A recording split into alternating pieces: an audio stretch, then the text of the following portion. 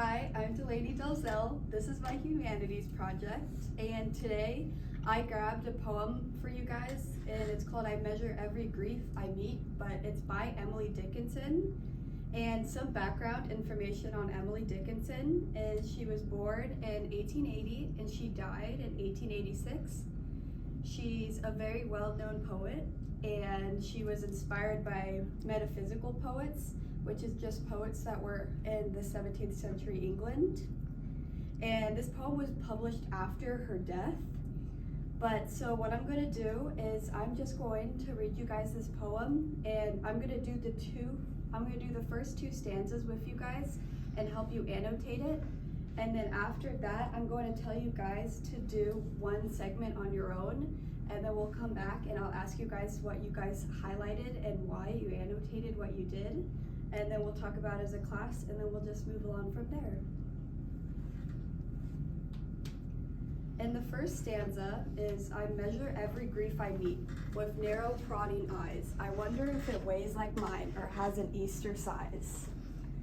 For the first two lines of I measure every grief I meet with narrow prodding eyes, it's talking about how she's trying to search for people that have the same feeling of grief that she does. She's trying not to feel like she's truly alone in the world. And then a metaphor in this is easier size, because it's a metaphor for the size of her sorrow and the sorrow that she's carrying with her around her life. Then for the second stanza,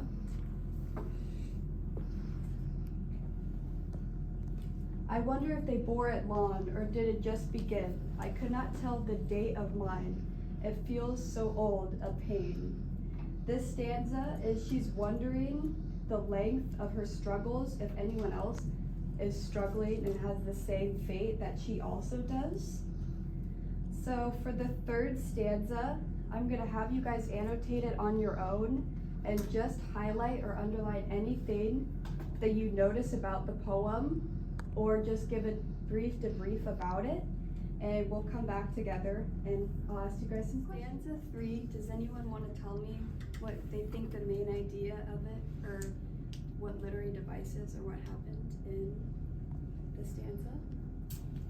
Simon? Alright, I wanted to mention that I think it goes along with the first two stanzas where she's wondering about if anybody else relates to her. She says, I wonder if it hurts to live. I think that she's also talking about the other people that she mentioned, like the narrow probing eyes, and wondering if other people struggle with like the bore for long. So I think she was just trying to go off of that more. And if she also mentioned have to try, could they choose, and then to die, and I almost wonder if like she's wondering if they would also choose to like live the same fate as her, because I don't know, if they're in the same sorrow.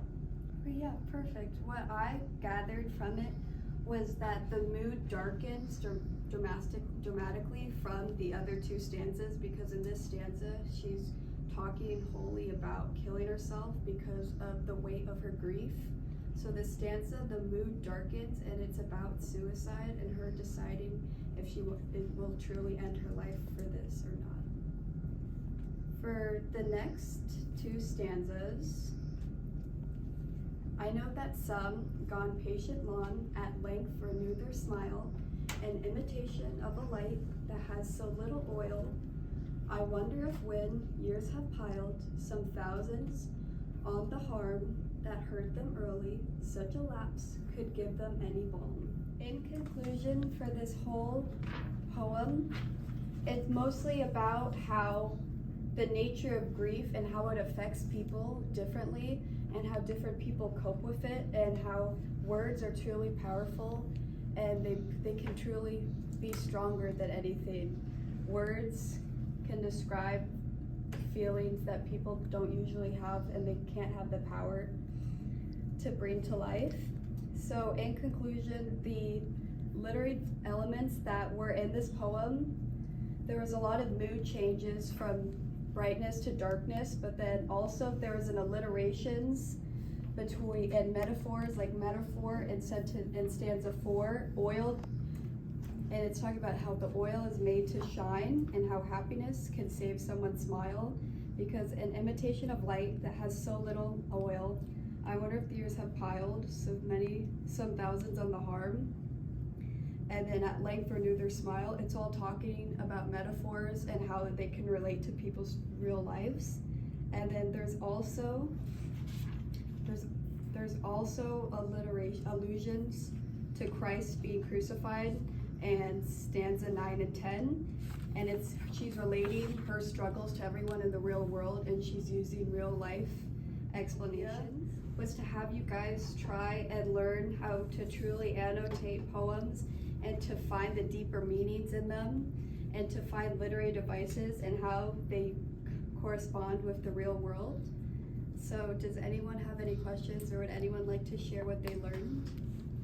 Simon? Did Emily Dickinson use the capitalization to put emphasis on words that she thought would be important for the story or poem? Yes, like in stanza 4, she capitalized light and oil, and then in 5, she capitalized harm and nerve and pain and love. So she capitalized the words that she believed the most in, that could go with the poem and that could correspond along with her emotions and the way that she was feeling and all the metaphors that she brought to life.